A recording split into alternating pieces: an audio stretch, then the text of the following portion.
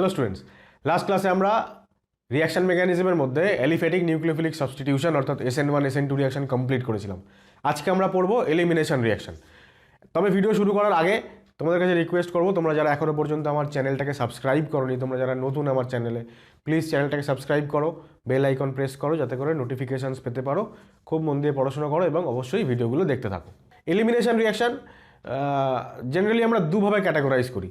একটা হচ্ছে যে নর্মালি কি হয়, এলিমিনেশন রিয়াকশানে একটা স্যাচুরেটেড কম্পাউন্ড থেকে একটা আনস্যাচুরেটেড কম্পাউন্ড তৈরি হয়। তো কি হয়, আমি যদি টাইপগুলো লিখি, এক নম্বর হচ্ছে আলফা এলিমিনেশন। আলফা এলিমিনেশনটাকে আমরা অনেক সময় 1-1 এলিমিনেশনও বলি, 1,1 এলিমিনেশন। এছাড়া বিটা এলিমিনেশন বা 1-2 এলিমিনেশন, আর এছাড়া গামা আর হায়ার এলিমিনেশন। ঠিক আছে, 1-3 আর হায়ার। এর মধ্যে এটা আমরা একেবারেই পড়বো না, খুব রেয়ার কেস। 1-1 এলিমিনেশনটা খুব রেয়ার, কিন্তু আমরা একটা এক্সাম্পল পড়বো আজকে। বেসিক্যালি আমরা এলিমিনেশন রিয়াকশন বলতে যা বুঝি সেটা হচ্ছে বিটা এলিমিনেশন অর্থাৎ 1-2 এলিমিনেশন। ঠিক আছে, এবার দেখো কি হচ্ছে, মানে কেন এরকম নাম হলো। বিষয়টা হচ্ছে যে, আচ্ছা আমি আগে আলফা এলিমিনেশনটা দিয়ে শুরু করি। আলফা এলিমিনেশন রিয়াকশন অ্যাকচুয়ালি কী হয়, একটা লিভিং গ্রুপ এবং একটা প্রোটন দুজন সিস্টেম থেকে বাইরে বেরিয়ে চলে যায়। একটা লিভিং গ্রুপ এবং একটা প্রোটন। আলফা এলিমিনেশন যেটা খুব প্রচলিত এক্সাম্পল আমাদের সিলেবাসেও আছে এবং খুবই ইম্পর্টেন্ট, সেটা হচ্ছে CH-Cl3 ক্লোরোফর্ম। ক্লোরোফর্মে যদি আমরা অ্যালকোহলিক পটাশিয়াম হাইড্রোক্সাইড দিই, তাহলে তৈরি হয় CCl2। সি এর সঙ্গে দুখানা দুটো ইলেকট্রন, অর্থাৎ একটা ইলেকট্রন পেয়ার রয়েছে, লোন পেয়ার। এটা one of the rarest compound of carbon, যেখানে কিনা কার্বন ডাইভ্যালেন্ট। ঠিক আছে, এটা হচ্ছে নাম হচ্ছে এর নাম হচ্ছে ডাইক্লোরো কার্বিন। ডাইক্লোরো কার্বিন হচ্ছে অ্যাকচুয়ালি একটা ইলেকট্রোফাইল হিসেবে কাজ করে, এবং পার্টিকুলারলি যে বিক্রিয়াটাতে আমরা অ্যালকোহলিক KOH এবং ক্লোরোফর্মকে রিয়েজেন্ট হিসেবে ব্যবহার করি সেটা হচ্ছে রাইমার-টিম্যান বিক্রিয়া। সেই বিক্রিয়াতে আমরা এই দুজনকে রিয়েজেন্ট হিসেবে ব্যবহার করি, যারা পরস্পরের মধ্যে রিয়াকশন করে ডাইক্লোরোকার্বিন তৈরি করে, এবং সেই ডাইক্লোরোকার্বিন ইলেকট্রোফাইল হিসেবে কাজ করে এবং অ্যারোমেটিক ইলেকট্রোফিলিক সাবস্টিটিউশন রিয়াকশন ঘটে। খুবই ইম্পর্টেন্ট এবং খুব কমন আমাদের সিলেবাসের রেসপেক্টে। তো এবার কি হয় এখানে, ক্লোরোফর্ম প্রথমে কি হয়, পটাশিয়াম হাইড্রোক্সাইড অর্থাৎ বেস ওই প্রোটনটাকে অ্যাবস্ট্রাক্ট করে।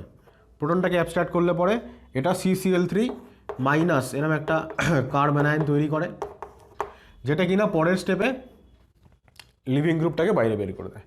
লিভিং গ্রুপটাকে বাইরে বের করে দিলে এটা তৈরি হয়। ঠিক আছে, মাইনাস Cl মাইনাসটা বাইরে চলে গেল, আর এই পটাশিয়াম প্লাসের সঙ্গে ওটা পটাশিয়াম ক্লোরাইড তৈরি করলো, আর আমরা ফাইনালি ডাইক্লোরোকার্বিন পেলাম।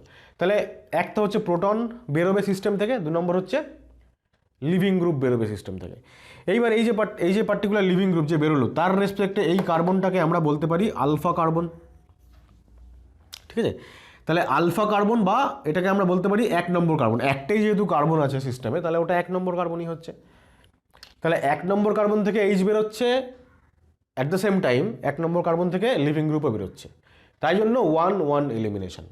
1-1 মানে একটা 1 ফর হাইড্রোজেনের এলিমিনেশন আর একটা 1 ফর লিভিং গ্রুপের এলিমিনেশন। তাহলে দুটোই যেহেতু 1 নম্বর কার্বন থেকে, তাই 1-1 এলিমিনেশন বা আলফা এলিমিনেশন, দুটোই যেহেতু আলফা কার্বন থেকে।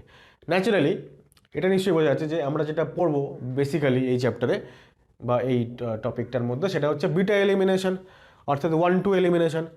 অর্থাৎ 1 নম্বর কার্বন থেকে যদি লিভিং গ্রুপ বেরোয়, তাহলে 2 নম্বর কার্বন থেকে হাইড্রোজেন বেরোবে। অ্যাকচুয়ালি এই যে বিটা বা আলফা, এই কথাটা এই হাইড্রোজেনটা কোন কার্বন থেকে বেরোচ্ছে সেইটাকে ডিনোট করে। ঠিক আছে, এটা কপি করো, আমি বিটা এলিমিনেশন শুরু করছি, তাহলে বোঝাতে পারবো। তাহলে বিটা এলিমিনেশন অর্থাৎ 1-2 এলিমিনেশন। এখানে কি হয়, খুব সহজ একটা এক্সাম্পল বলি আগে। দেখো CH2 এখানে ধরো লিভিং গ্রুপ আছে, এখানে ধরো একটা হাইড্রোজেন আছে। তাহলে লিভিং গ্রুপের সঙ্গে যুক্ত যে কার্বনটা সেটা হচ্ছে 1 নম্বর কার্বন, আর পাশেরটা হচ্ছে 2 নম্বর কার্বন। তাহলে এটা যদি আলফা কার্বন হয়, এটাকে যদি আমি আলফা বলি, তাহলে এটাকে আমাকে বিটা বলতে হবে, ঠিক আছে। তাহলে যেহেতু বিটা কার্বন থেকে হাইড্রোজেন বেরোচ্ছে, তাই এটা বিটা এলিমিনেশন। আর 1 2 কেন? 1 নম্বর থেকে লিভিং গ্রুপ আর 2 নম্বর থেকে হাইড্রোজেন। ফাইনালি কি হবে, এখানে ধরো যে কোনো একটা বেস যদি এখানে আমরা ব্যবহার করি, তাহলে এই এইচটা চলে যাবে আর এই লিভিং গ্রুপটা চলে যাবে। ফাইনালি এখান থেকে আমরা একটা আনস্যাচুরেটেড কম্পাউন্ড পাবো, ঠিক আছে। এবার বিটা এলিমিনেশনের প্রকারভেদ। বিটা এলিমিনেশন জেনারেলি 3 রকমের হয়, এবং এই 3টে টাইপই আমাদেরকে খুব ভালো করে পড়তে হবে আর কি। একটা হচ্ছে E1, একটা হচ্ছে E2, 1টা অ্যাকচুয়ালি সাফিক্সে হবে না, পাশেই হবে। আর একটা হচ্ছে E1, এই 1টা সাফিক্সে, E1CB।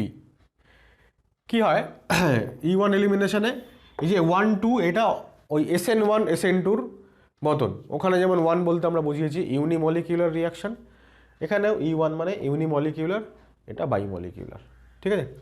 এখানে কি হয়, 2টো স্টেপে রিয়াকশন ঘটে। তাহলে আমরা বলবো যে লিভিং গ্রুপ ডিপার্টস ফার্স্ট। প্রথমে লিভিং গ্রুপ ডিপার্ট করে, কার্বোক্যাটায়ন তৈরি হয়, কার্বোক্যাটায়ন ফর্মস, রিঅ্যারেঞ্জেস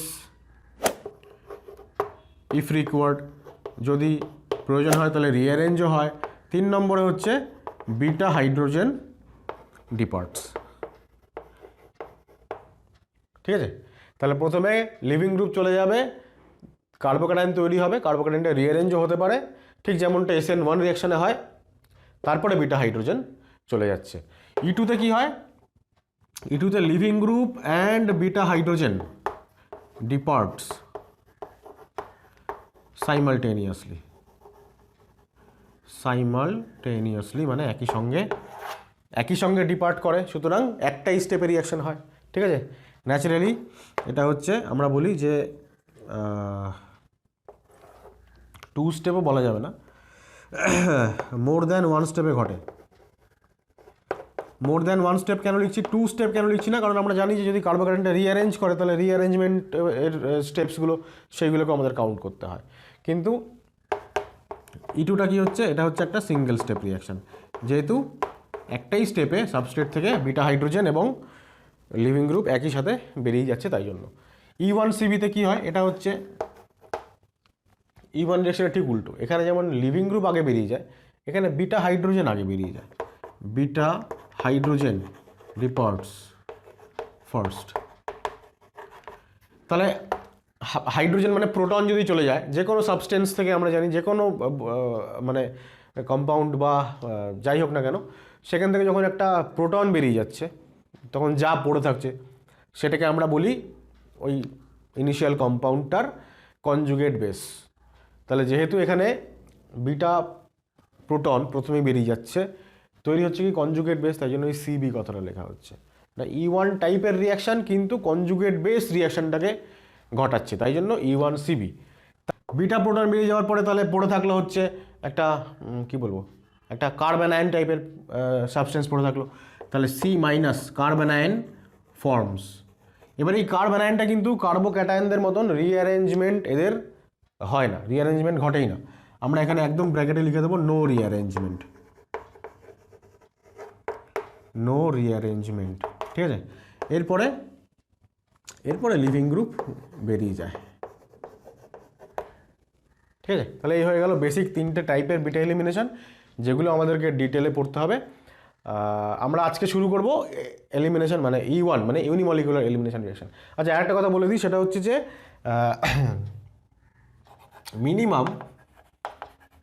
মিনিমাম 60 থেকে 80 degree C temperature is required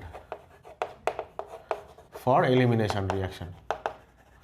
তোমরা নিশ্চয়ই মনে করো দেখো যে আমি যেখানে যেখানে রিয়াকশন মেকানিজমের শুরুর দিকে যখন আমি ক্যাটাগরাইজ করেছিলাম অর্গানিক রিয়াকশনসগুলোতে, সেইখানে আমি বলেছিলাম যে এলিমিনেশন রিয়াকশন ঘটাতে কেন হাইয়ার টেম্পারেচারের দরকার হয়, ঠিক আছে, তার থার্মোডাইনামিক এক্সপ্লেনেশন দিয়েছিলাম। খুব সোজা করে বললে আবার এরকমও বলা যায় যে দেখো দুটো বন্ড ভাঙছে, দুটো সিগমা বন্ড ভাঙছে, তার পরিবর্তে একটা পাই বন্ড তৈরি হচ্ছে। ন্যাচারালি যতটা বন্ড ভাঙতে যতটা এনার্জি লাগবে সাপ্লাই করতে হবে, পাই বন্ড তৈরি হতে তার তুলনায় কম এনার্জি সিস্টেম রিলিজ করবে, সুতরাং ওভারঅল সিস্টেম এনার্জি গেইন করবে, তাই তো, একটা এন্ডোথার্মিক প্রসেস। তাহলে এন্ডোথার্মিক মানে সিস্টেমকে মানে টেম্পারেচার মানে হিট দিতে হবে যাতে করে সিস্টেম তার সেই বন্ড ব্রেকিং বা মেকিংগুলো ঘটাতে পারে। ন্যাচারালি তুমি যখনই হিট দিচ্ছ তখনই টেম্পারেচার বাড়ছে, ফলে হাইয়ার টেম্পারেচার ছাড়া নর্মাল রুম টেম্পারেচারে জেনারেলি এলিমিনেশন রিয়াকশন ঘটে না। তাহলে দেখো E1 এলিমিনেশন অফ অ্যালকিল হ্যালাইডস, শুরুতেই আমরা যেটা লিখে নিতে হবে সেটা হচ্ছে রিএজেন্ট হিসেবে আমরা কী ব্যবহার করব। আমরা এর আগে জেনেছি যে SN1 রিয়াকশানেও আমরা রিএজেন্ট হিসেবে নিউক্লিওফাইল ব্যবহার করি, সেটা উইক নিউক্লিওফাইল হতে হয়। আমরা এলিমিনেশন রিয়াকশানে ব্যবহার করব বেস, অ্যাকচুয়ালি নিউক্লিওফাইল হিসেবে যে কাজ করতে পারে সে আবার বেস হিসেবেও কাজ করতে পারে, কিন্তু সেই বেসটাকে কীরকম হতে হবে, weak in nature, weak base হতে হবে, ঠিক আছে। ফর এক্সাম্পল যে কোনো অ্যালকোহল, ঠিক আছে, যে কোনো অ্যালকোহল, জলও উইক বেস হিসেবে কাজ করে, কিন্তু মোস্ট অফ দ্য টাইম জল কী করে, এলিমিনেশন রিয়াকশন ঘটাতে পারে না। তাই জন্য আমরা অ্যালকোহলটাকেই এখানে E1 এলিমিনেশনে ম্যাক্সিমাম টাইম আমরা রিএজেন্ট হিসেবে ব্যবহার করব। এটা একটা weak base as well as weak nucleophile. এছাড়া অনেক সময় কিছু কার্বক্সিলিক অ্যাসিডকেও ব্যবহার করা যেতে পারে উইক বেস হিসেবে, কিন্তু মোস্ট অফ দ্য টাইম অ্যালকোহলটাই ব্যবহার করা হয়। আর রিয়াকশানটা কী হয় দেখো, রিয়াকশান হচ্ছে ফর এক্সাম্পল একটা এক্সাম্পল দিই আমি,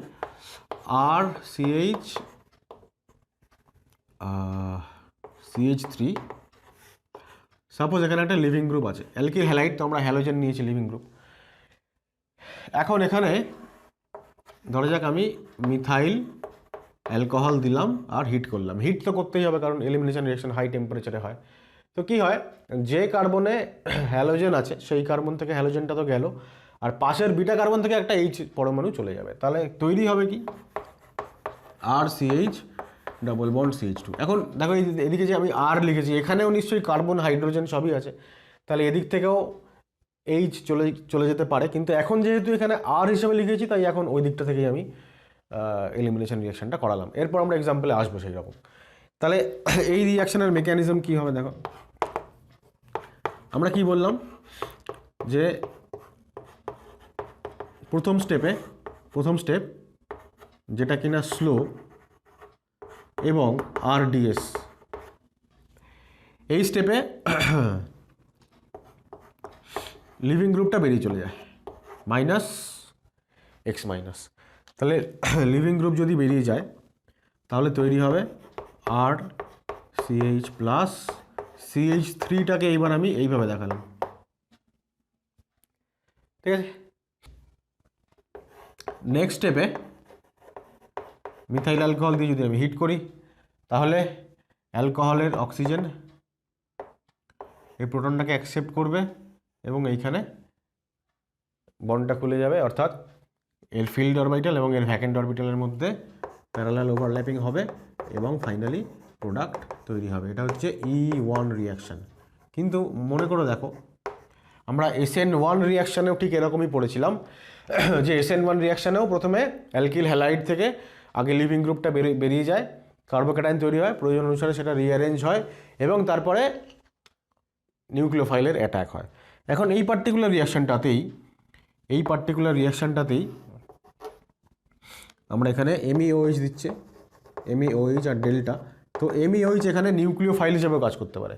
অক্সিজেন সরাসরি এই কার্বনকে যদি অ্যাটাক করে তাহলে CH এর সঙ্গে এর বন্ড হয়ে যাবে, ঠিক আছে, তারপরে অক্সিজেনটা পজিটিভ চার্জ হবে, নিউট্রাল হওয়ার জন্য Hটাকে রিলিজ করবে, তাহলে এখানে OMe পড়ে থাকবে ফাইনালি। তাহলে আমরা প্রোডাক্ট হিসেবে কী পাবো, SN1 রিয়াকশানে করেছি আমরা এরকম রিয়াকশান যেখান থেকে OMe তৈরি হয়ে যাবে, এটা হচ্ছে SN1, ঠিক আছে। মোট কথা হচ্ছে যখনই অ্যালকিল হ্যালাইডের E1 রিয়াকশান হবে প্যারালালি SN1 রিয়াকশানটাও হবে, এবং আমরা SN1 প্রোডাক্ট এবং এলিমিনেশন প্রোডাক্ট দুটোই আমরা পাবো। ইনফ্যাক্ট আমরা এটা অবজার্ভ করি সবসময়তেই যে SN1 প্রোডাক্টটা বেশি পরিমাণে তৈরি হয়, অর্থাৎ এটা হচ্ছে মেজর প্রোডাক্ট, আর E1 অর্থাৎ এলিমিনেশন প্রোডাক্টটা কম পরিমাণে তৈরি হয়, অর্থাৎ এটা মাইনর প্রোডাক্ট। সুতরাং যখনই কার্বোক্যাটায়ন তৈরি হবে এবং সেখানে কোনো উইক নিউক্লিওফাইল বা উইক বেস অ্যাটাক করবে, তখন তার নিউক্লিওফাইল হিসেবে অ্যাটাক করার প্রবণতা বেশি এবং SN1 প্রোডাক্ট বেশি বেশি পরিমাণে তৈরি হবে। সুতরাং সবসময়তেই E1 রিয়াকশান তার সঙ্গে কম্পিটিশানে থাকবে SN1 রিয়াকশান এবং প্যারালালি দুখানা প্রোডাক্টই তৈরি হবে। এবার এটা কেন বেশি পরিমাণে তৈরি হলো? কারণ দেখো এখানে আমরা দেখতে পাচ্ছি যে একটা স্যাচুরেটেড কম্পাউন্ড থেকে ফাইনালি একটা আনস্যাচুরেটেড কম্পাউন্ড তৈরি হচ্ছে। নর্মালি কী হয়, স্যাচুরেটেড কম্পাউন্ডগুলো একটু বেশি স্টেবল হয়, সুতরাং খুব তাড়াতাড়ি তারা রিয়াকশান করতে চায় না, ইনার্ট থাকে। সুতরাং একটা স্টেবল থেকে একটা রিলেটিভলি আনস্টেবল কম্পাউন্ড তৈরি হওয়াটা খুব একটা কী বলবো, এনার্জেটিক্যালি ফেভারেবল নয়। কিন্তু ফাইনালি যখন একটা SN1 প্রোডাক্ট তৈরি হচ্ছে তখন সেটা একটা স্যাচুরেটেড প্রোডাক্ট, সুতরাং স্যাচুরেটেড থেকে স্যাচুরেটেড প্রোডাক্ট তৈরি হওয়াটা বেশি ফেভারেবল। এটা এক নম্বর। আর দু নম্বর হচ্ছে আমরা জানি যে এলিমিনেশন রিয়াকশান করাতে গেলে হাই টেম্পারেচারের দরকার হয়, কিন্তু সাবস্টিটিউশন রিয়াকশান রুম টেম্পারেচারেও ঘটে। তাহলে হাই টেম্পারেচার দেওয়ার পরে যতক্ষণে এলিমিনেশন রিয়াকশান স্টার্ট হলো ততক্ষণে অলরেডি সাবস্টিটিউশন রিয়াকশান শুরু হয়ে প্রোডাক্ট তৈরি হওয়া শুরু হয়ে গেছে। সুতরাং ডেফিনেটলি SN1 প্রোডাক্ট এখানে মেজর প্রোডাক্ট এবং E1 প্রোডাক্ট হচ্ছে মাইনর প্রোডাক্ট। তাহলে during E1 reaction of alkyl halides SN1 reaction also occurs, in fact SN1 product is major product. কারণ কি, এক নম্বর হচ্ছে SN1 can occur at room temperature and rate of reaction increases with increase in temperature, whereas E1 reaction starts to occur at high temperature. দু নম্বর কারণ হচ্ছে SN1 product is saturated, hence more stable, but E1 gives relatively less stable unsaturated product. এবার এই দুটোর ফলস্বরূপ কী হয়, আমরা এটা বলতে পারি যে E1 reaction of alkyl halides is not a good method to produce alkene. আমরা দেখলাম অ্যালকিনই তৈরি হলো ফাইনালি, তবে অ্যালকিল হ্যালাইডের E1 ঘটিয়ে অ্যালকিন তৈরি করাটা খুব একটা সুবিধাজনক নয়, কারণ সেখানে অ্যালকিনটা তো কম পরিমাণে তৈরি হয়। Yield of alkyne is very less, yield মানে উৎপাদন কতটা কম হচ্ছে বা বেশি হচ্ছে, ভেরি লেস, এবং মাইনার প্রোডাক্ট হয়ে যাচ্ছে। যখনই আমরা অ্যালকিল হ্যালাইডের E1 রিয়াকশান করাতে যাচ্ছি তখন most of the time SN1 reaction হয়ে যাচ্ছে। সেই কারণে অ্যালকিল হ্যালাইডের E1 রিয়াকশান করানোটা খুব একটা কী বলবো, সুবিধাজনক পদ্ধতি নয় আর কি। তাহলে যে মেকানিজমটা লিখলাম সেখানে পরপর কী হচ্ছে দেখো, features of E1 reaction. In the first step, slow step, প্রথম স্টেপটা স্লো কেন, অনলি বন্ড ব্রেকিং হচ্ছে তাই স্লো। X মাইনাস মানে হ্যালাইড গ্রুপটা চলে যাচ্ছে and carbocation forms which may rearrange. যেহেতু স্লো স্টেপ তাই এটা রেট ডিটারমাইনিং স্টেপ। সেকেন্ড স্টেপটা ফাস্ট মানে তাড়াতাড়ি হয়। কেন তাড়াতাড়ি হয়, কারণ একটা বেস এসে একটা প্রোটনকে তুলে নিয়ে যাচ্ছে, মানে অ্যাসিড বেস রিয়াকশান, সুতরাং ফাস্ট তো হবেই। তো week base abstract beta hydrogen to give alkyne as a product. Third হচ্ছে SN1 reaction goes parallel to E1 reaction and SN1 product is the major product, এটা আমরা এর আগে ডিসকাস করলাম। ফোর্থ হচ্ছে রিয়াকশান কাইনেটিক্স, যেহেতু RDS এ একটাই মাত্র species involved that is substrate RX, সুতরাং rate equal to K into RX, অর্থাৎ মলিকুলারিটি এবং অর্ডার হচ্ছে রিয়াকশানের কত 1 করে, সেই কারণেই ইউনিমলিকুলার অর্থাৎ E1। এবার যেহেতু একটা ইন্টারমিডিয়েট কার্বোক্যাটায়ন তৈরি হচ্ছে, তাহলে যে কার্বোক্যাটায়নটা তৈরি হলো ইনিশিয়ালি তার স্টেবিলিটির উপরে ডিপেন্ড করে রিয়াকশানের রেট। ঠিক আছে, কার্বোক্যাটায়নটা রিঅ্যারেঞ্জ করে যে স্টেবল ফর্মে গেল সেইটার স্টেবিলিটির উপর ডিপেন্ড করে না, কিন্তু ইনিশিয়ালি লিভিং গ্রুপ বেরিয়ে যাওয়ার সঙ্গে সঙ্গে যে কার্বোক্যাটায়নটা তৈরি হলো সেইটাকে আমি কম্পেয়ার করব অন্য কোনো সাবস্ট্রেট থেকে তৈরি হওয়া ইনিশিয়াল কার্বোক্যাটায়নের সঙ্গে। এই কার্বোক্যাটায়নের স্টেবিলিটি যত বেশি হবে তত রিয়াকশানের রেট বেশি হবে। ন্যাচারালি কার্বোক্যাটায়ন বেশি স্টেবল হয় কোনো টার্সিয়ারি অ্যালকিল হ্যালাইড থেকে যদি লিভিং গ্রুপ চলে যায় তখন। সেই কারণে টার্সিয়ারি সাবস্ট্রেট অর্থাৎ টার্সিয়ারি অ্যালকিল হ্যালাইড তারা E1 রিয়াকশান সবথেকে বেশি ভালো দেয়, তাই না? তাহলে আমরা এখানে লিখে দিতেই পারি সেটা যে RX যদি 3 ডিগ্রি হয় তাহলে রিয়াকশান রেট সবথেকে বেশি, আর 1 ডিগ্রি হলে রিয়াকশান রেট সবথেকে কম। 6 নম্বর হচ্ছে বলছে electron from departing proton can move towards positively charged carbon from either side. এটার মানে হচ্ছে কি, আমাদের ফার্স্ট স্টেপে যে প্লেনার কার্বোক্যাটায়ন তৈরি হলো, আমি উপরের এটা একটুখানি মুছে দিয়ে কার্বোক্যাটায়নটাকে একটু আঁকার চেষ্টা করছি, যেটা এর আগে আমরা করেছিলাম। দেখো আর সিএইচ প্লাস, আর এখানে একটা CH2, আর এখানে হাইড্রোজেন ছিল। এবার এই পুরো সিস্টেমটা প্লেনার, যেহেতু কার্বনটা পজিটিভলি চার্জ sp2 হাইব্রিডাইজড। এবার এইচটা যেমন এই দিক থেকে, মানে এই ইলেকট্রন পেয়ারটা এই দিক থেকে যেতে পারে, তেমনি বন্ডটাকে আমি ওপরের দিকেও রাখতে পারি, সেটা এই দিক থেকেও আসতে পারে, যেহেতু প্লেনার স্পিসিস, দুদিক থেকেই অ্যাটাক হতে পারে। তাই জন্য আমরা বলি যে এখানে সিন এলিমিনেশন, সিন মানে একই দিক থেকে, আর অ্যান্টি মানে বিপরীত দিক থেকে, মানে দুটো জিনিস তো বাইরে বেরিয়ে যাচ্ছে, একটা লিভিং গ্রুপ, একটা হাইড্রোজেন। এবার যদি এরকম হয় যে যে লিভিং গ্রুপ, সাপোজ কম্পাউন্ডটা প্রথমে এরকম ছিল যে এখান থেকে এইচ, আর এখানে ধরো লিভিং গ্রুপ বা হ্যালোজেন, তাহলে আমরা বলি যে এক্স এবং এইচ পরস্পরের অ্যান্টি পজিশনে আছে। তখন যে প্রোডাক্ট তৈরি হয় বা তখন যে প্রসেসে এলিমিনেশনটা হয় আমরা বলি অ্যান্টি এলিমিনেশন হলো। কিন্তু যদি এক্সটা ওই দিকে না থাকে, এইচ আর এক্স যদি সেম দিকে থাকে, তখন আমরা বলি যে সিন এলিমিনেশন হলো। তাহলে এখানে যেহেতু কার্বোক্যাটায়নটাকে দুদিক থেকেই ইলেকট্রনটা সাপ্লাই করতে পারছে বিটা হাইড্রোজেন, তাই জন্য আমরা বলি যে সিন এলিমিনেশনও ঘটে, অ্যান্টি এলিমিনেশনও ঘটে। তার ফলে যদি কোনো অ্যালকিন এরকম তৈরি হয় যেখানে গ্রুপসগুলো পরস্পর আলাদা ডাবল বন্ডেড কার্বনের সঙ্গে, সেখানে আমরা একটা জিওমেট্রিক্যাল আইসোমেরিজম দেখি, এবং বোথ সিস অ্যান্ড ট্রান্স বা ই অ্যান্ড জেড দুটোই তৈরি হয়। দুটোই তৈরি হয় কেন? কারণ এখানে সিন এবং অ্যান্টি এলিমিনেশন দুটোই ঘটছে। খুব ইম্পর্টেন্ট পয়েন্ট এটা। দুটোই কেন ঘটছে? কারণ যেহেতু কার্বোক্যাটায়নটা প্লেনার, তাই জন্য বিটা হাইড্রোজেন ইলেকট্রন পেয়ারটাকে যে কোনো দিক থেকে সাপ্লাই করতে পারে towards the positively charged carbon atom. এইগুলো কপি করো। আর দুটো পয়েন্ট বলছি। 7 নম্বর পয়েন্ট হচ্ছে E1 reaction is regioselective reaction. Regioselective মানে দেখো রিজিও কথাটা এসছে রিজিয়ন বা অঞ্চল থেকে, আর সিলেক্টিভ মানে হচ্ছে সিলেক্ট করা, একটার থেকে অন্যটাকে বেশি প্রেফারেন্স দিয়ে সিলেক্ট করা, সেইটা। তো কি হয় বলছে যে reaction in which structural isomers are formed as product in uneven amount.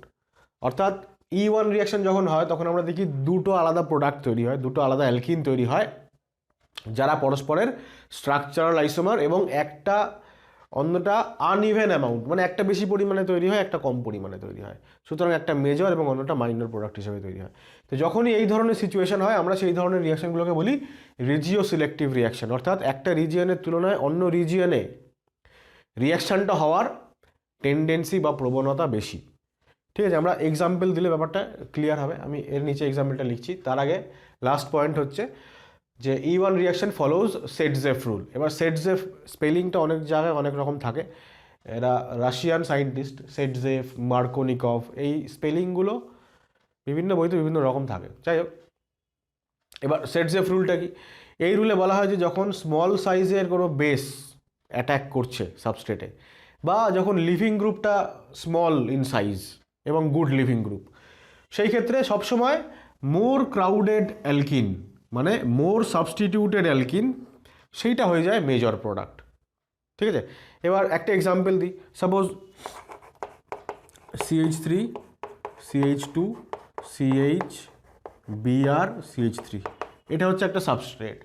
এবার এখানে আমি মিথাইল অ্যালকোহল দিয়ে সাপোজ হিট করলাম, তাহলে শুরুতে ব্রোমিনটা বেরিয়ে চলে যাবে। ঠিক আছে, E1 কেন হবে? কারণ উইক বেস, তাই। তাহলে প্রথমে যদি ব্রোমিন বেরিয়ে চলে যায় তাহলে কি তৈরি হচ্ছে দেখো, CH3 CH, এই 2 নম্বর কার্বনটাতে পজিটিভ চার্জ হলো। তাহলে এইটা যদি আলফা কার্বন হয় তাহলে এর সাপেক্ষে এদিকে একটা বিটা কার্বনে হাইড্রোজেন আছে, বিটা হাইড্রোজেন এদিকেও আছে, আবার এদিকেও একটা বিটা কার্বন আছে, সেখানেও হাইড্রোজেন আছে। সুতরাং এবার হাইড্রোজেনটা, এই হাইড্রোজেনটা লস করার একটা সম্ভাবনা আছে, আবার এই হাইড্রোজেনটাও লস করার একটা সম্ভাবনা আছে।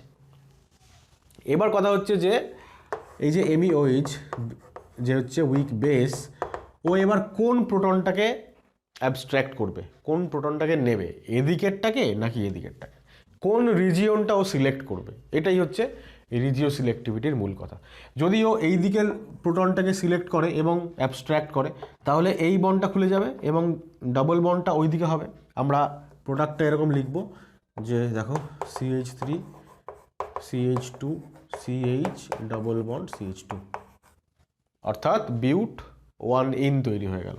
কিন্তু ওই যদি এই দিকের প্রোটনটাকে অ্যাবস্ট্রাক্ট করতে আর এখানে যদি বন্ডটা এই ইলেকট্রন এখানে তখন দিলে ফাইনালি এই প্রোডাক্ট আমরা কি পেতাম দেখো, CH3CH double bond CH single bond CH3 beta hydrogen চলে গেল, ইলেকট্রন পেয়ার এখানে দিল, ফলে এখানে ডাবল বন্ড হয়ে গেল। তাহলে এটা বিউট 2 ইন হয়ে গেল। তাহলে এই যে দুটো আলাদা আলাদা বিটা প্রোটন অ্যাবস্ট্রাক্ট করার যে সম্ভাবনা রয়েছে এটাকেই আমরা রিজিও সিলেক্টিভিটি বলি। এবং ন্যাচারালি আমরা দেখতে পাই যে এইটা অর্থাৎ বিউট 2 ইনটা হচ্ছে মেজর প্রোডাক্ট বেশি পরিমাণে তৈরি হয় এবং এটা হচ্ছে মাইনর প্রোডাক্ট কম পরিমাণে তৈরি হয়। সুতরাং এটা একটা এক্সাম্পল অফ রিজিও সিলেক্টিভিটি। আমরা এই রিজিও সিলেক্টিভিটির পাশাপাশি আরও 2-3টে এরকম টার্ম জানবো এরপর। রিজিও সিলেক্টিভিটির পাশে রিজিও স্পেসিফিসিটি বলে একটা টার্ম আমরা জানবো। কোনো রিঅ্যাকশন যখন সিলেক্টিভ কথাটা আমরা পাশে ব্যবহার করি, সিলেক্টিভ, তখন আমরা জানি যে তখন এটা হয় যে প্রোডাক্টের মধ্যে কিছু আলাদা আলাদা ব্যাপার আছে যেটার জন্য এই সিলেক্টিভ কথাটা ইউজ করা হয়েছে, প্রোডাক্টের মধ্যে কিছু ডিফারেন্স আছে। আর যখন স্পেসিফিক কথাটা ব্যবহার করা হয় কোথাও, রিজিও স্পেসিফিক রিঅ্যাকশন, এরকমও আমরা পরবর্তীকালে দেখব। একই রকম জিনিস আমরা দেখব স্ট্রাকচারাল আইসোমারের পরিবর্তে স্টিরিও আইসোমারদের ক্ষেত্রে। কোনো রিঅ্যাকশনকে আমরা বলি স্টিরিও সিলেক্টিভ রিঅ্যাকশন। তো যদি কোনো রিঅ্যাকশন স্টিরিও সিলেক্টিভ হয় তখন দুটো আলাদা, এখানে যেমন দুটো আলাদা স্ট্রাকচারাল আইসোমার তৈরি হয়েছে, স্টিরিও সিলেক্টিভ রিঅ্যাকশনে দুটো আলাদা দুটো আলাদা স্টিরিও আইসোমার তৈরি হবে আনইভেন অ্যামাউন্টে। আর যদি আমরা বলি স্পেসিফিক রিঅ্যাকশন, রিজিও স্পেসিফিক, তার মানে রিঅ্যাকশনটা স্পেসিফিক রিঅ্যাক্ট্যান্টের রেসপেক্টে। বা কোনো রিঅ্যাকশনকে যদি আমরা বলি স্টিরিও স্পেসিফিক রিঅ্যাকশন, তাহলে সেটা রিঅ্যাকশনটা স্পেসিফিক হবে রিঅ্যাক্ট্যান্টের রেসপেক্টে, অর্থাৎ একটা সাডেন রিঅ্যাক্ট্যান্ট একটা সাডেন প্রোডাক্ট তৈরি করবে। এগুলো আমরা জানবো ভবিষ্যতে। তো আপাতত রিজিও সিলেক্টিভিটির এটা হচ্ছে এক্সাম্পল। আর এই সেটজেফ রুলটাকে আমি এবার এক্সপ্লেন করছি। দেখো এখানে বলছে মোর ক্রাউডেড অ্যালকিন বা মোর সাবস্টিটিউটেড অ্যালকিন সবসময় তৈরি হবে ডিউরিং E1 রিঅ্যাকশন। E1 যখনই হবে তখনই মোর সাবস্টিটিউটেড অ্যালকিনটা মেজর প্রোডাক্ট। তাহলে এই যে তৈরি হয়েছে এটা প্রোডাক্টটা যেটা মেজর, এটা হচ্ছে মোর সাবস্টিটিউটেড বা মোর ক্রাউডেড। এবার মোর ক্রাউডেড আমরা কি করে বুঝবো, এই জায়গাটা আমি একটু ব্যাপারটা বোঝানোর চেষ্টা করছি। দেখো এই পার্টিকুলার কম্পাউন্ডটাকে আমি যদি লেখার চেষ্টা করি C ডাবল বন্ড C এর রেসপেক্টে, ঠিক আছে, তাহলে এই কার্বনটার সঙ্গে যে দুটো বন্ড যুক্ত আছে, একটা হাইড্রোজেন আর একটা মিথাইল, আর এখানে একটা হাইড্রোজেন একটা মিথাইল, আর ওদিকে যে মাইনর প্রোডাক্ট তৈরি হয়েছে সেখানে C ডাবল বন্ড C এর রেসপেক্টে একদিকে দুটো হাইড্রোজেন, এই কার্বনটার সঙ্গে দুটো হাইড্রোজেন, আর এই কার্বনটার সঙ্গে একটা হাইড্রোজেন আর একটা ইথাইল। তাহলে একটা ইথাইল ইটি লিখলাম আর একটা হচ্ছে হাইড্রোজেন। তাহলে এটা হয়ে গেল বিউট 1 ইন আর এইটা হয়ে গেল আমাদের বিউট 2 ইন। এটাকে আমরা বলছি মোর ক্রাউডেড, ঠিক আছে, বা আমরা বলছি মোর সাবস্টিটিউটেড। কেন বলছি? ক্রাউডিং বেশি। ক্রাউডিং আমরা কি করে বুঝবো? মোর ক্রাউডেড মানে মোর নাম্বার অফ অ্যালকিল গ্রুপস বা অন্য গ্রুপস আদার দেন হাইড্রোজেন। হাইড্রোজেন কটা আছে এখানে? দুটো। অ্যালকিল গ্রুপ কটা আছে? দুটো। এখানে হাইড্রোজেন কটা আছে? তিনটে। অ্যালকিল গ্রুপ কটা আছে? একটা।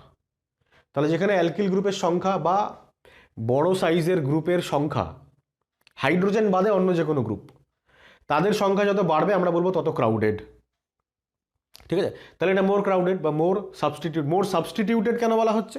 সাবস্টিটিউটেড বলা হচ্ছে এই কারণে, কারণ যদি C ডাবল বন্ড C হয় তাহলে এই রকম স্ট্রাকচারের সব থেকে ছোট অ্যালকিন, সরলতম অ্যালকিনটা কোনটা? সেটা হচ্ছে ইথিলিন। যদি 4খানা হাইড্রোজেন হয়ে যায় তাহলে ইথিলিন হবে। এইবার আমরা যখন বলছি সাবস্টিটিউটেড, তার মানে এই 4টে হাইড্রোজেনের যে কোনো একটাকে সাবস্টিটিউট করবে অন্য আর একটা গ্রুপ। তাহলে এক্ষেত্রে সাবস্টিটিউটেড হয়েছে এই একটা মাত্র হাইড্রোজেন এবং এটা তৈরি হয়েছে। তাহলে কবার হয়েছে সাবস্টিটিউশন? একবার, কারণ বাকি 3টে H হয়ে গেল ইনট্যাক্ট, যেরকম ছিল সেরকম আছে। একটা মাত্র H একটা গ্রুপ দিয়ে সাবস্টিটিউটেড হয়েছে। আর যদি আমি এটার সঙ্গে এই পেরেন্ট অ্যালকিনটার সঙ্গে যদি আমি এইটার কম্পেয়ার করি তাহলে দেখবো 2খানা হাইড্রোজেন রয়েছে ইনট্যাক্ট, বাকি 2খানা হাইড্রোজেনই রিপ্লেসড হয়ে গেছে, প্রতিস্থাপিত হয়ে গেছে। সাবস্টিটিউটেড হয়ে গেছে, তাই জন্য এটা মোর সাবস্টিটিউটেড বা মোর ক্রাউডেড, এটা লেস সাবস্টিটিউটেড বা লেস ক্রাউডেড। তাহলে মোর ক্রাউডেড অ্যালকিন সবসময় বেশি পরিমাণে তৈরি হবে E1 রিয়াকশনের ক্ষেত্রে। এবার কথা হচ্ছে যে কেন বেশি পরিমাণে তৈরি হবে, সেটা কিন্তু কোথাও এখানে লেখা নেই, এটা আমি জাস্ট সেটজেফ রুলের স্টেটমেন্টটা লিখেছি। কেন বেশি পরিমাণে তৈরি হবে, কারণ মোর ক্রাউডেড অ্যালকিনটা হচ্ছে থার্মোডাইনামিক্যালি বেশি স্টেবল, মোর স্টেবল অ্যালকিন। মোর স্টেবল কেন, অ্যালকিনের স্টেবিলিটি আমরা কিভাবে বিচার করি, অ্যালকিনের আলফা হাইড্রোজেন মানে হাইপার কনজুগেটিভ হাইড্রোজেন অ্যাটম আমরা দেখি। যদি আমরা এই কম্পাউন্ডটাকে দেখি, ইথাইলটাকে এবার যদি ভেঙে লিখি তাহলে CH3CH2 লিখতে হবে।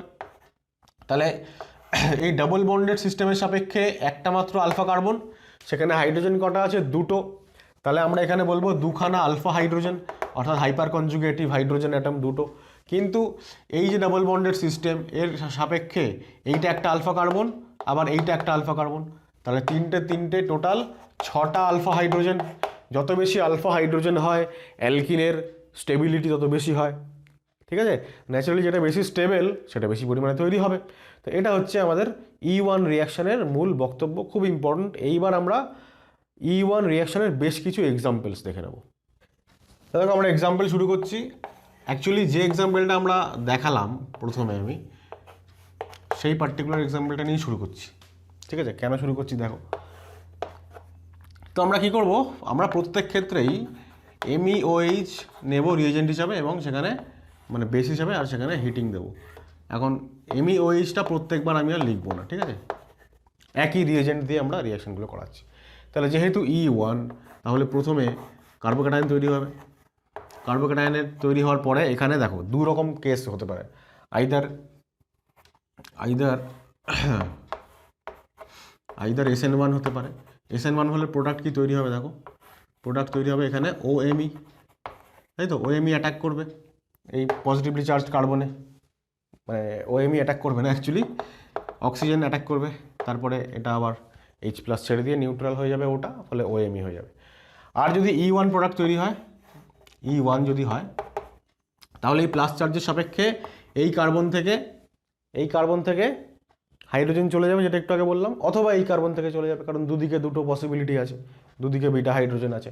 যদি এদিক থেকে চলে যায় তাহলে তৈরি হবে এই পার্টিকুলার কম্পাউন্ডটা বিউট-1ইন, আর যদি এখান থেকে যায় তাহলে তৈরি হবে এই কম্পাউন্ডটা, সেটা হচ্ছে বিউট-2ইন। এইবার খুব ভালো করে লক্ষ্য করো, যেহেতু এটা বিউট-2ইন, ঠিক আছে, তাহলে এই দুটো কার্বনের সঙ্গে যুক্ত দুটো গ্রুপ আলাদা, একদিকে মিথাইল, একদিকে H, আবার এখানেও একদিকে মিথাইল, একদিকে H, অর্থাৎ সিস ট্রান্স, দুটো আইসোমার হতে পারে।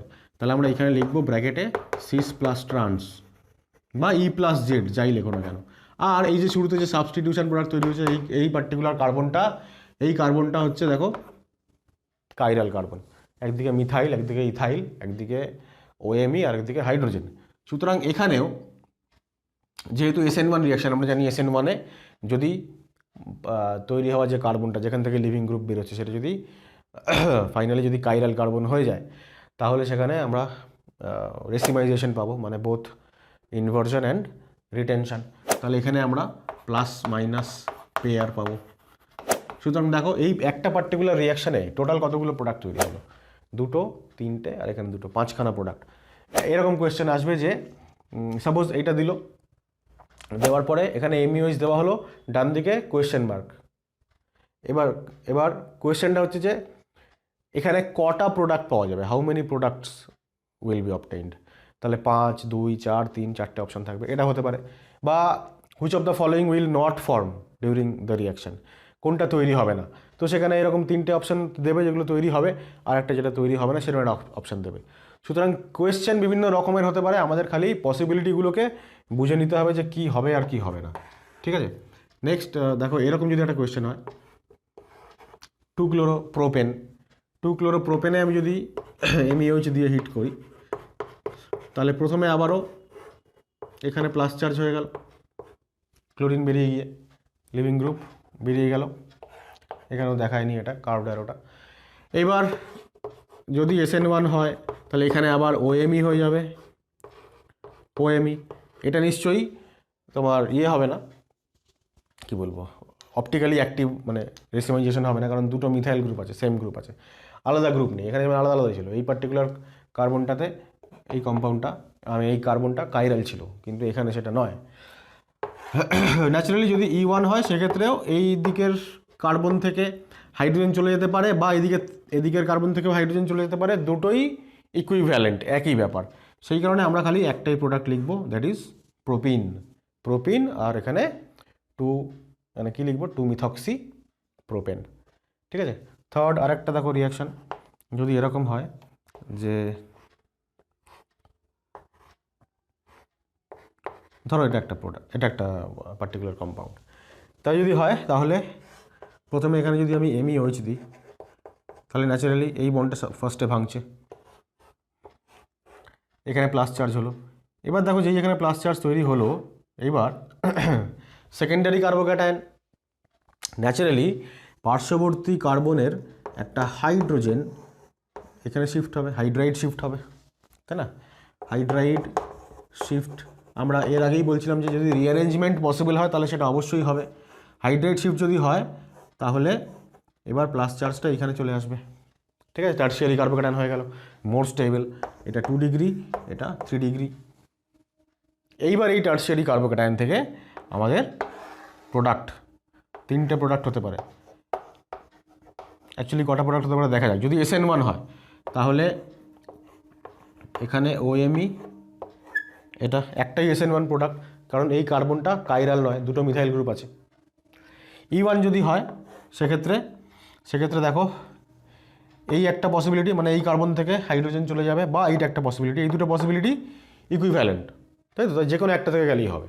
তাহলে আমরা লিখবো এরকম ডাবল বন্ড, এদিকে একটা single bond, single bond, single bond, এই একটা হয়ে গেল। আদারওয়াইজ এই দিকের কার্বনটা থেকে হাইড্রোজেন চলে যেতে পারে, সেক্ষেত্রে এইখানটায় ডাবল বন্ড হবে। তাহলে আরেকটা থার্ড প্রোডাক্ট হচ্ছে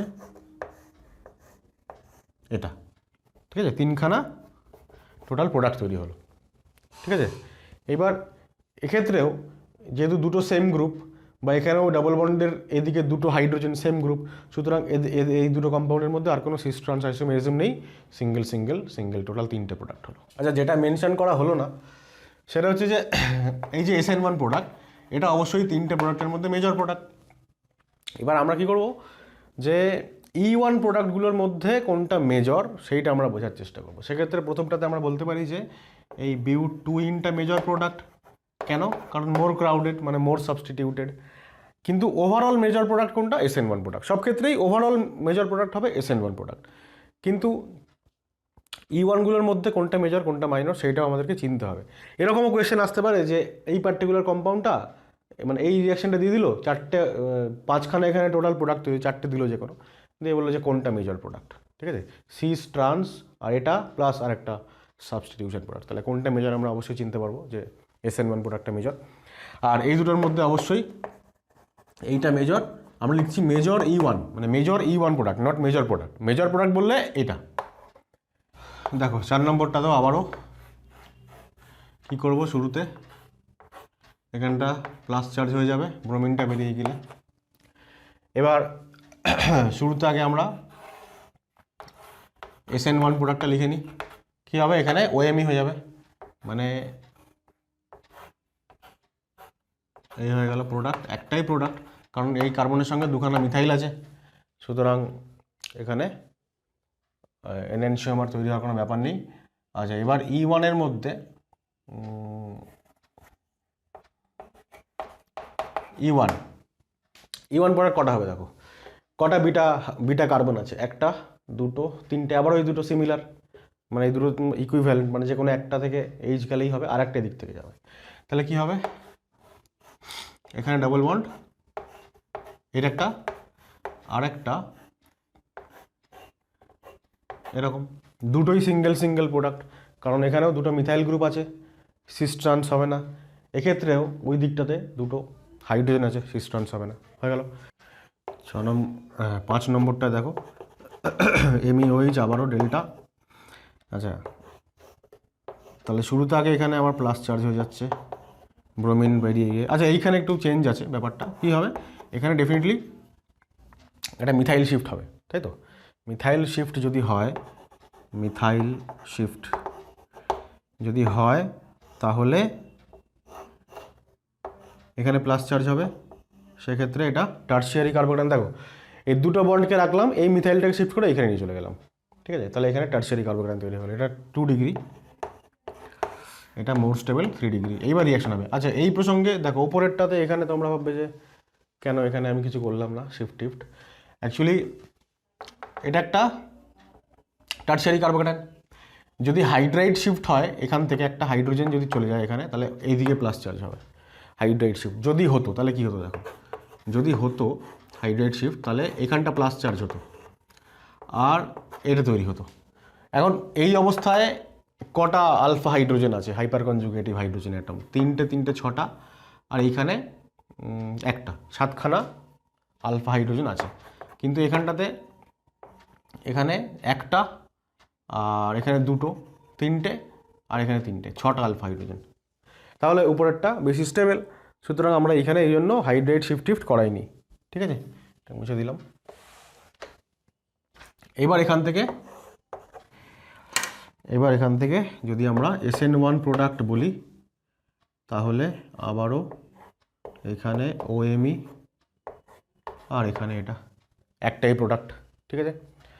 আর যদি আমরা E1 প্রোডাক্ট বলি, তাহলে আবারও এই দুটো বিটা পজিশন ইকুইভ্যালেন্ট, যে কোনো একটা থেকে যাবে, একটা থেকে হাইড্রোজেন চলে গেল, এটা তৈরি হলো। আর আদারওয়াইজ এই একটা বিটা পজিশন, তাহলে ডবল বন্ড, এই দুখানা প্রোডাক্ট। টোটাল কটা প্রোডাক্ট? 3টে। মেজর প্রোডাক্ট অবশ্যই SN1, মেজর E1 প্রোডাক্ট এটা মোর ক্রাউডেড, লেস ক্রাউডেড, ঠিক আছে। আচ্ছা 6 নম্বরেরটা এবার তোমরা বাড়িতে করবে, এই দুটো করার পরে এটা আশা করা যায় তোমরা করতে পারবে। দেখো 7 নম্বর আর 8 নম্বরটা একই রকম, তো একটা আমি করব, একটা তোমরা বাড়িতে করবে। আর যেটাই মোস্ট ইম্পর্টেন্ট সেটা হচ্ছে এই এত বড় বড় স্ট্রাকচার, এই জন্য আমি আর অনেকবার করে আঁকবো না, আমি এখানেই কাজটা করে দেবো, তোমরা নিশ্চয়ই বুঝতে পারবে কি হচ্ছে। দেখো ব্যাপারটা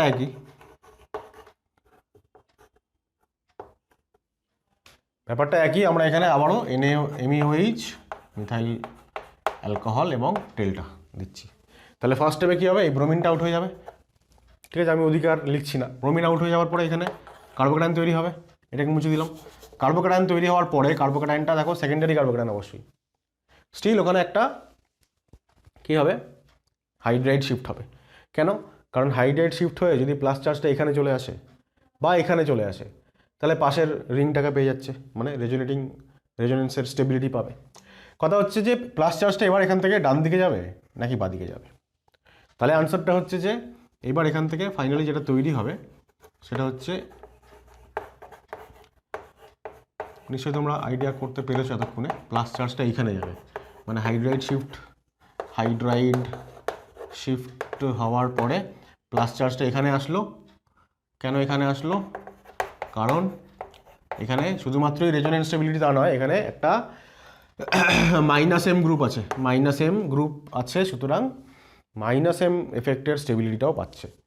সুতরাং ওই দিকে মানে এই কার্বনটাতে প্লাস চার্জটা শিফট না হয়ে এই দিকে শিফট হবে। এইবার ফাইনালি এখান থেকে যদি E1 প্রোডাক্ট তৈরি হয়, এখান থেকে যদি ফাইনালি, আচ্ছা আমি ওখানেই লিখে দিচ্ছি আর একবার, দুবার করে লিখছি না, তাহলে এইখানটায় এই বিটা প্রোটন এটা লস করবে এবং এইখানে ডাবল বন্ড হয়ে যাবে, প্লাস চার্জটা উঠিয়ে দিলাম আর এখানটায় একটা এইচকে মুছে দিলাম, তাহলে দিস ইজ দ্য প্রোডাক্ট। একই রকমভাবে এটার ক্ষেত্রে কী হবে দেখো, এটার ক্ষেত্রে এখানে শুধুমাত্র বেনজিন রিং আছে, তাহলে যখন এখানে প্লাস চার্জ হবে প্রথমে ব্রোমিনটা চলে গিয়ে, এইবার হাইড্রাইড শিফট হবে হচ্ছে কোন দিকে, এই দিকে বা এইদিকে, কোন দিকে হবে, এইদিকে হবে। কেন? কারণ এখানে যদি প্লাস চার্জ হয় তাহলে এর পাশাপাশি একটা -M গ্রুপ আছে, -M, ও কী করবে, ইলেকট্রন উইথড্রয়িং, তাহলে যদি ইলেকট্রন উইথড্র করে নেয় তাহলে এই পজিটিভ চার্জ আরও বেশি পজিটিভ হয়ে যাবে, স্টেবিলিটি কমে যাবে। তাহলে প্লাস চার্জটা হাইড্রাইড শিফট হওয়ার পরে বেশি স্টেবল এই দিকটাতে।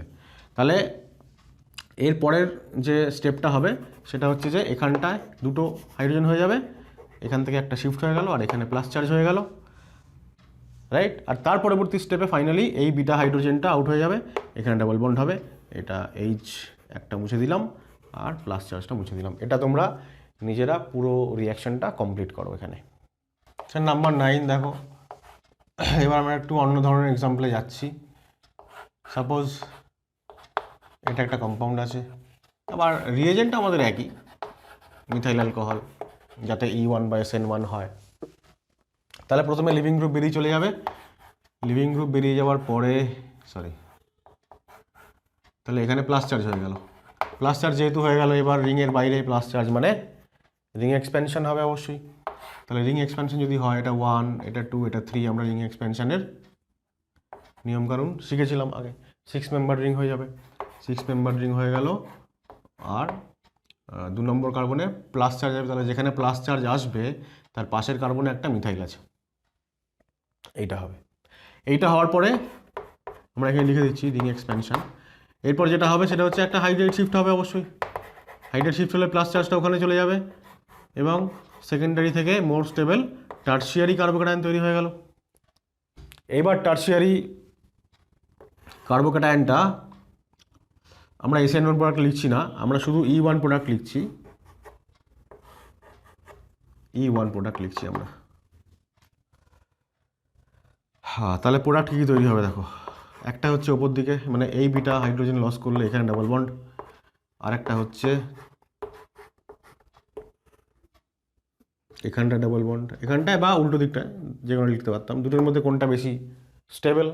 অবশ্যই এটা মেজর প্রোডাক্ট, বেশি স্টেবল, মোর ক্রাউডেড। এটা মাইনর প্রোডাক্ট। এক্সোসাইক্লিক ডাবল বন্ড মানে রিংয়ের বাইরে ডাবল বন্ড সবসময় লেস স্টেবল হয় দেন এন্ডোসাইক্লিক ডাবল বন্ড। কিছু এক্সেপশনাল কেস আছে, একটা দুটো 3 মেম্বার রিংয়ের ক্ষেত্রে হয়, আদারওয়াইজ সবসময় ঠিক আছে। যদি ডাবল বন্ডটা ভেতরে থাকে, আমরা বলি এন্ডোসাইক্লিক ডাবল বন্ড, সেটা সবসময় বেশি স্টেবল হয়। দেখো কারণ হচ্ছে যে এখানে এই একটা গ্রুপ, ঠিক আছে, আর একটা হচ্ছে এখানে হাইড্রোজেন আছে, আর এখানে দুটোই এই গ্রুপ আছে, তার মানে 3খানা সাবস্টিটিউশন।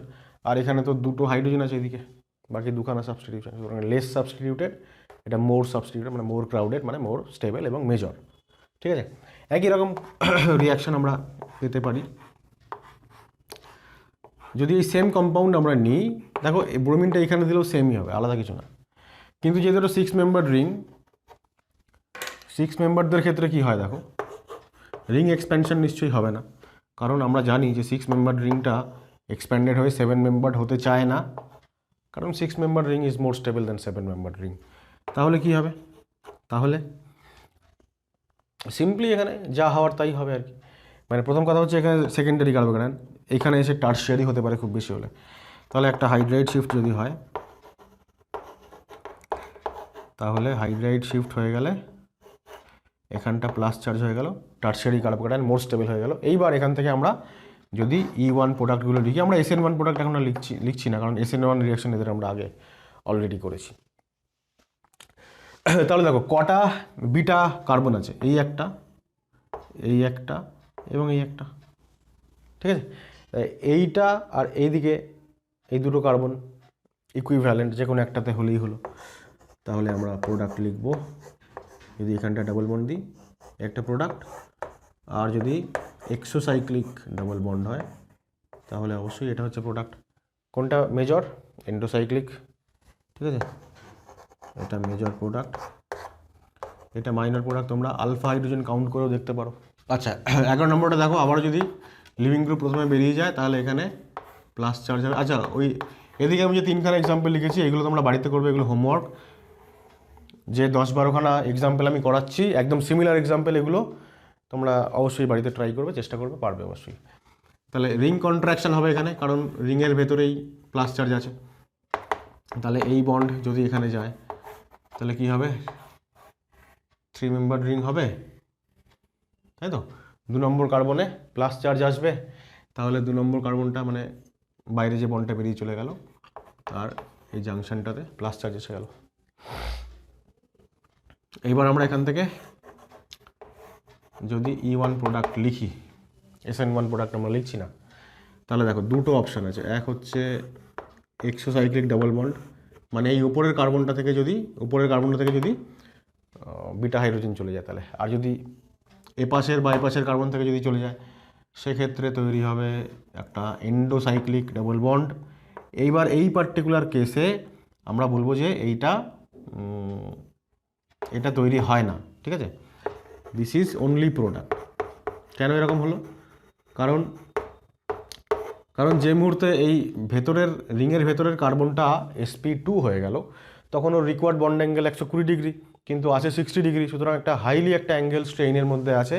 এই অবস্থায় এই কম্পাউন্ড অটোমেটিক্যালি বন্ড ফন্ড ব্রেক করে যায়, কারণ ও অতটা স্ট্রেইন সহ্য করতে পারে না।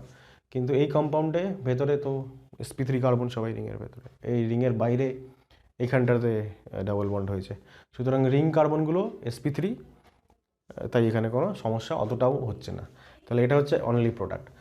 আচ্ছা, আর একটা আমি দেখাই 4 মেম্বার লাস্ট, এটা আমাদের হচ্ছে এক্সাম্পল 4 মেম্বার রিংয়ের লাস্ট। সাপোজ এইরকম যদি কোনো এক্সাম্পল থাকে, ঠিক আছে, এবং এখানে যদি আমি MUH দিয়ে দিই, তাহলে প্রথমে আবারও ব্রোমিনটা বেরিয়ে গেল। ব্রোমিন যদি প্রথমে বেরিয়ে যায়, তাহলে এখানে প্লাস চার্জ হয়ে গেল। এবার যদি রিংয়ের বাইরে 1 2 3 এই বন্ড খুলে যাবে, তাহলে রিং এক্সপ্যানশন হবে, 5 মেম্বার রিং তৈরি হবে, ঠিক আছে। সাপোজ এই 2 নম্বর কার্বনে প্লাস চার্জে চলে যাবে। আর কি হলো, 2 নম্বর এবং 1 নম্বর দুটো কার্বনে একটা করে মিথাইল গ্রুপ চলে আসবে। তাহলে এখানে একটা প্লাস চার্জ দিলাম, এখানে মিথাইল গ্রুপ দিলাম, তাহলে এই হয়ে গেল আমার কার্বোক্যাটায়ন। এইবার এই কার্বোক্যাটায়নের আর কোনো রিঅ্যারেঞ্জমেন্ট হবে না, কারণ একই ব্যাপার, এখানেও টার্সিয়ারি, এখানে এলেও টার্সিয়ারি থাকবে এবং আলফা এর জন্য সেম থাকবে। সুতরাং এইবার যদি আমি E1 বানাতে চাই, তাহলে এর ক্ষেত্রে দেখো কটা বিটা হাইড্রোজেন আছে, এক হচ্ছে উপরেরটা, এখান থেকে যদি হয় প্রোডাক্ট তৈরি, তাহলে এই হয়ে গেল প্রোডাক্ট, এক্সোসাইক্লিক ডাবল বন্ড, ঠিক আছে।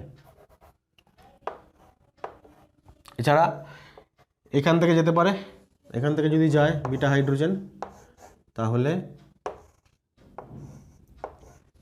এইটা, আর এইখান থেকে যেতে পারে, এটা একটা বিটা হাইড্রোজেন, তাহলে এদিকে ডাবল বন্ড, ঠিক আছে। এবার এই তিনটের মধ্যে মেজর কোনটা? তিনটের মধ্যে মেজর অবশ্যই এটা, রাইট। আচ্ছা, এরপর আজকের ক্লাসের লাস্ট যেটা টপিক লিখে নাও, factors affecting rate of E1 reaction. আমরা অলরেডি এগুলো আলোচনা করে ফেলেছি, তাই আমি জাস্ট এখানে দুটো পয়েন্ট লিখলাম।